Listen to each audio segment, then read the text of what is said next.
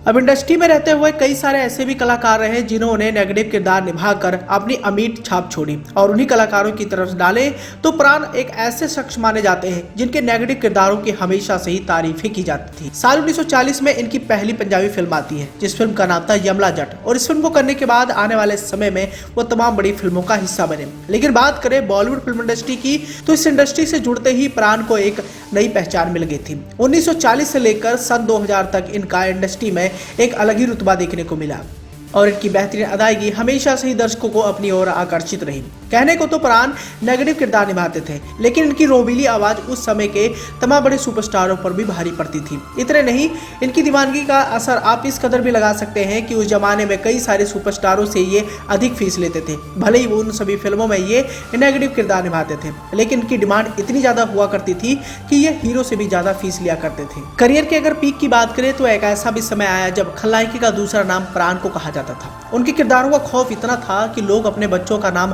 प्राण रखना छोड़ दिए थे। फिल्मों के आखिरी में सभी कलाकारों के नामों के बाद एंड प्राण लिखा हुआ आता था, जो फिल्म में उनकी दमदार मौजूदगी और दर्शकों के क्रेज को बताता था। पर्सनल लाइफ की बात करें तो प्राण का जन्म 12 फरवरी 1920 को दिल्ली में हुआ था। उनके पिता केवल कृष्ण सिकंद सिविल इंजीनियर हुआ करते थे। प्राण के 3 भाई और 3 बहनें थे। जवानी के दिनों में फोटोग्राफी का शौक रखने वाले प्राण ने बंटवारे से पहले कुछ पंजाबी और हिंदी फिल्मों में बतौर लीड एक्टर काम किया था। लाहौर में भी उन्होंने साल 1942 से 46 तक 22 फिल्मों में काम किया, और बंटवारे के बाद वो पाकिस्तान से अपनी पत्नी और बेटे संग भारत आ गए थे।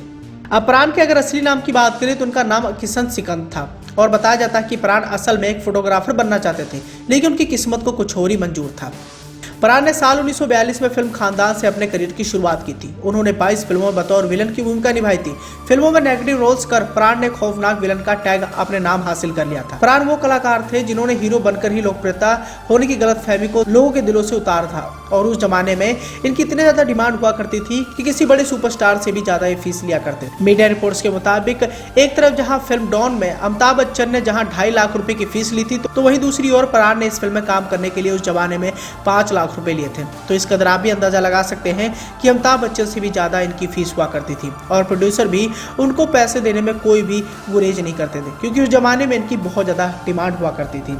वहीं दूसरी ओर अगर प्राण के अगर फिल्मी सफर की बात करें तो अपने शानदार फिल्मी सफर के दौरान इन्होंने अपनी अमिट छाप छोड़ी, और प्राण को इस दौरान 3 बार फिल्म फेयर सर्वश्रेष्ठ सहायक अभिनेता का पुरस्कार भी मिला। साल 1997 में उन्हें film fair life time achievement खिताब से भी नवाजा गया।